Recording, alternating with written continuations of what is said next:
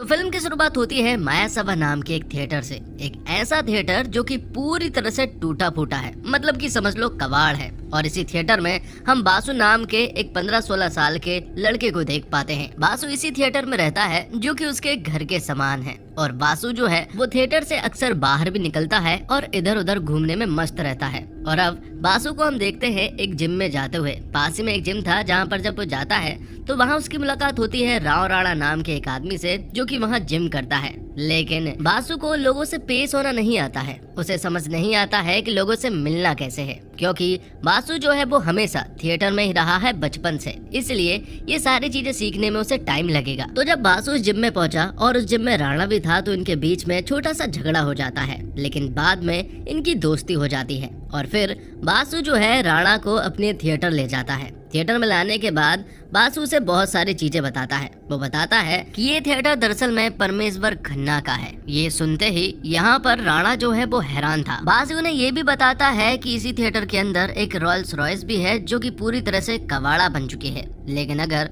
मैं इसे इसी हालत में भी अगर बाहर भेजूंगा ना तो ये करोड़ों में बिकेगी। ये सारी चीजें सुनने के बाद राणा को यकीन हो जाता है कि बासु सही बोल रहा है। बासु उसे ये भी बताता है कि परमेश्वर जो है वो उसके पिता है। ये सारी बातें सुनकर यहाँ राणा जो है वो हैरान था, क्योंकि परमेश्वर जो है वो 30-40 साल पहले का एक बहुत ही बड़ा नाम हुआ करता था। वो एक बहुत बड़ा प्रोड्यूसर हुआ करता था और उसकी मूवीज जो है वो बहुत ज्यादा चला करती थी। यहाँ बासु ने राणा को एक बात और बताई थी, और वो ये कि उसके पिता परमेश्वर ने इसी थिएटर के अंदर 40 किलो गोल्ड जो है वो यहीं कहीं छिपाया है। बहुत लोग इसे ढूंढने के लिए आए हैं, लेकिन किसी को भी वो सोना नहीं मिला है। जिसके बाद राणा जो है वो टॉयलेट करने के लिए चला जाता है। वहाँ एक कमोड था और उसी में वो टॉयलेट करने लगता है कि तभी पीछे से हम एक आदमी को देखते हैं जो कि यहाँ पर आकर राणा के ऊपर हमला कर देता है और उसे बहुत ही बुरी तरह से इंजर्ड कर देता है। ये सारी चीजें देखकर राणा हैरान था कि आखिरकार ये उसके साथ क्या हो गया। तभी हमें मालूम चला कि ये आदमी कोई और नहीं बल्कि परमेश्वर खन्ना है। जब ये सारी चीजें बासु ने देखी तो बासु तुरंत ही अपने पिता को रोकता है और उन्हें बताता है कि इन्हें मत मारिए, ये मेरा दोस्त है। ये देखकर परमेश्वर कहता है कि तुम्हें पहले बताना चाहिए था, और किसी को भी थिएटर के अंदर लाओ तो सबसे पहले मुझे बताओ। जब राणा को होश आया और जब उसकी मरहम पट्टी की जा रही थी तो यहाँ पर राणा परमेश्वर को देखता है और उसे यकीन नहीं हो रहा था कि वो इतने बड़े प्रोड्यूसर को अपनी आंखों से देख रहा है। यहाँ राणा परमेश्वर को बताता है कि उसने उनकी सारी पिक्चरें देखी है और वो उसका बहुत बड़ा फैन है। तो वही हमें परमेश्वर के बारे में मालूम चलता है जो कि बहुत ही अजीब है, और वो बहुत सालों से इसी थिएटर के अंदर रह रहा है। सबसे पहली बात, परमेश्वर को मच्छरों से नफरत है। इसी वजह से वो यहाँ पर धुएं से मच्छरों को भगाने की हमेशा कोशिश करता रहता है, और वो हमेशा अपने मुंह पर मास्क भी पहनता रहता है। एक और बात, उसके मूड स्विंग्स होते हैं, मतलब कि कभी वो अच्छे से बात करता है तो कभी उसे बहुत ज्यादा गुस्सा आ जाता है, और गुस्सा वो बासु के ऊपर ही उतारता है। अब राणा जब यहाँ से चला जाता है तो अगले दिन हम देखते हैं बासु जो है वो यहाँ पार्टी की तैयारी कर रहा था। दरअसल बात कुछ ऐसी है कि बासु जो है वो राणा और उसकी बहन जीनत को बुलाना चाहता है और यहाँ उनके साथ पार्टी करना चाहता है। ये बात जब परमेश्वर को मालूम चली तो यहाँ पर वो बासु को रोकता नहीं है, बल्कि वो उनसे कहता है कि उनकी खूब खातिरदारी करना। अब कुछ ही समय के बाद राणा और जीनत यहाँ पर आ जाते हैं। दोनों ही यहाँ पर बासु से मिलते हैं। आखिरकार जीनत और राणा को एक छोटे से बच्चे में क्या इंटरेस्ट आ रहा था ये समझ नहीं आ रहा है, लेकिन ये बात तो एकदम तय है कि राणा ने अपनी बहन जीनत को गोल्ड के बारे में जरूर बताया होगा। एक ऐसा गोल्ड जिसे परमेश्वर कहीं पर रख कर भूल गया है। अब जब सभी लोग यहाँ पर बैठकर बात कर रहे थे कि थोड़ी ही देर के बाद यहाँ पर परमेश्वर आता है जो कि खूब तैयार होकर और नए कपड़े पहन कर आया था। उन्हें देखकर यहाँ बासु भी हैरान था कि आखिरकार पिताजी को क्या शौक चढ़े हैं कि वो नए कपड़े पहन रहे हैं। जिसके बाद परमेश्वर भी राणा और जीनत के पास आ जाता है और उनसे बात करने लगता है। और अब राणा यहाँ परमेश्वर से उनकी स्टोरी पूछता है कि आखिरकार उनके साथ पास्ट में ऐसा क्या हुआ था। तब यहाँ पर परमेश्वर जो है अपनी पूरी कहानी बताने लगता है। वो कहता है कि वो 20-30 साल पहले बहुत बड़ा प्रोड्यूसर हुआ करता था और वो जयमाला नाम की एक एक्ट्रेस से बहुत ज्यादा प्यार किया करता था। तब जयमाला भी यहाँ परमेश्वर से प्यार करने लगी थी और दोनों के बीच शादी हो गई।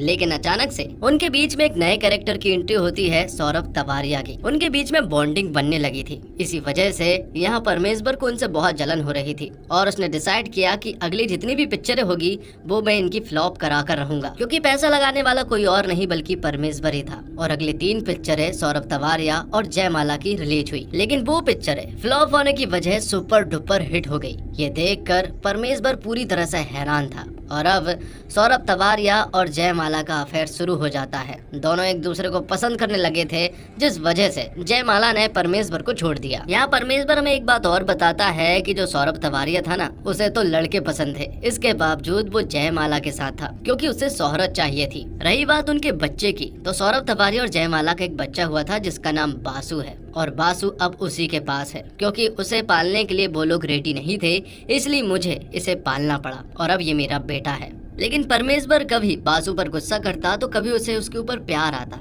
वो इसलिए क्योंकि जयमाला से वो प्यार करता था ना, इसलिए बासु के ऊपर कभी कभी जयमाला को देखकर प्यार आता। लेकिन सौरभ तवारिया का नाम सुनते ही उसे यहाँ बासु के ऊपर गुस्सा आता। और जब ये सारी बातें होती है तो सौरभ तवारिया बार बार रिपीट हो रहा था, इसलिए यहाँ पर परमेश्वर को बासु पर गुस्सा आ जाता है। जिसके बाद जीनत अपना प्लान बनाती है और वो राणा से बात करती है कि अगर इस थिएटर में सचमुच ही 40 किलो गोल्ड छिपा हुआ है तो वो गोल्ड हमारा है और उसे कोई भी हमसे छीन नहीं सकता। बस हमें कुछ प्लानिंग की जरूरत पड़ेगी और हमें परमेश्वर के मुंह से उगलवाना होगा। इसलिए यहाँ पर जीनत जो है वो परमेश्वर के पास जाती है और उसे सेड्यूस करने की कोशिश करती है, लेकिन परमेश्वर बहुत चालाक है, वो ऐसे वैसे भटकाव में नहीं आने वाला। थोड़ी देर के बाद राणा भी यहाँ पर आ जाता है और राणा और जीनत दोनों मिलकर यहाँ परमेश्वर की बहुत तारीफ करने लगते हैं कि वो कितना अच्छा इंसान है कि उसने बासु जैसे बेटे को पाला, जबकि वो उसकी औलाद तक नहीं है। पर परमेश्वर फिर भी नहीं पिघला, वो इनकी चालाकी को बहुत अच्छे से समझ रहा था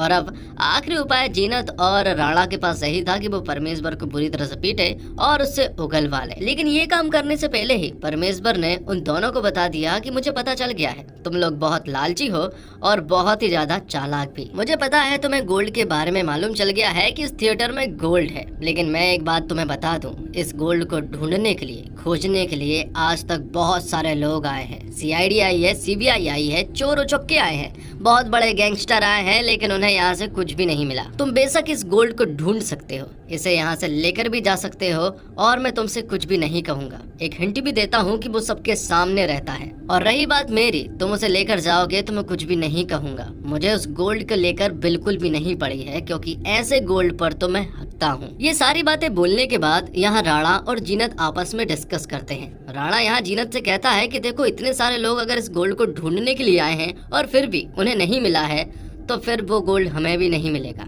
अच्छा यही होगा कि हम यहाँ से चले जाते हैं। लेकिन जीनत यहाँ राणा से कहती है कि आज तक जितने भी लोग यहाँ पर आए हैं उन्होंने ऐसी जगह पर ढूंढा है जहाँ पर होने के बहुत ज्यादा चांसेस होते हैं, लेकिन अब हम ऐसी जगह पर खोज करेंगे जहाँ पर उसका होने का बिल्कुल भी चांस नहीं होगा और ऐसी जगह पर ढूंढेंगे जो कि सबके सामने ही है। तभी जीनत को याद आता है कि परमेश्वर जो है वो बार बार एक ही बात दोहराया जा रहा था कि ऐसे गोल्ड पर वो हकता है, मतलब कि कहीं ना कहीं वो गोल्ड जो है वो कमोड में छिपा है। और जीनत का सोचना, उसका शक एकदम सही है, लेकिन इसके बारे में एकदम कंफर्म नहीं है। इसलिए जीनत अभी भी यहाँ परमेश्वर के मुंह से सुनना चाहती है, इसलिए वो एक छोटा सा प्लान बनाती है और यहाँ डायरेक्ट परमेश्वर के पास जाती है और परमेश्वर के साथ माइंड गेम खेलना स्टार्ट कर देती है। वो कहती है कि देखो, गोल्ड तो हमें मिल गया है और यहाँ पर हमें किसी और ने नहीं बल्कि बासु ने ही भेजा है और उसने हमसे कहा है कि जब तुम्हें गोल्ड मिल जाए तो इसमें से 30% गोल्ड जो है वो मैं तुम्हें दूंगा। परमेश्वर को फिर भी इन बातों से कोई फर्क नहीं पड़ रहा था,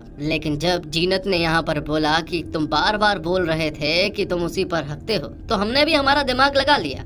और ये बात सुनने के बाद परमेश्वर पूरी तरह से हैरान था और उसके रिएक्शंस चेंज होने लगे थे। वो समझ गया था कि लोगों ने गोल्ड ढूंढ लिया है और जब वो लोग उस कमोड के पास गए तो यहाँ पर राणा के मुंह से निकल जाता है, तो अच्छा इसमें गोल्ड छिपा है। और जब ये बात परमेश्वर सुनता है तो उसे इस बात का एहसास होता है कि लोगों को तो दरअसल में ठीक तरह से पता ही नहीं है कि गोल्ड कहाँ पर है और कैसा है। तब परमेश्वर उन लोगों से फाइट करने लगता है, लेकिन यहाँ पर जीनत और राणा जो है वो उसे बुरी तरह से इंजर्ड, घायल कर देते हैं और उसे एक बंद कमरे में बंद कर देते हैं और बाहर से दरवाजा भी लगा देते हैं। जिसके बाद वो लोग उस कमोड को उखाड़ लेते हैं और उसे अपने साथ ले जाने लगते हैं। लेकिन जिस कमरे में यहाँ परमेश्वर जो है वो बंद था उसी कमरे में यहाँ जीनत जो है वो अपने मोबाइल से मच्छर की आवाज को चला देती है और उसके रूम में रख देती है। और उसी कमरे में धुएं करने वाली मशीन भी थी। जीनत का प्लान यही था कि अगर मच्छर की आवाज यहाँ परमेश्वर को सुनाई देगी तो वो धुएं करने वाली मशीन को ऑन जरूर करेगा,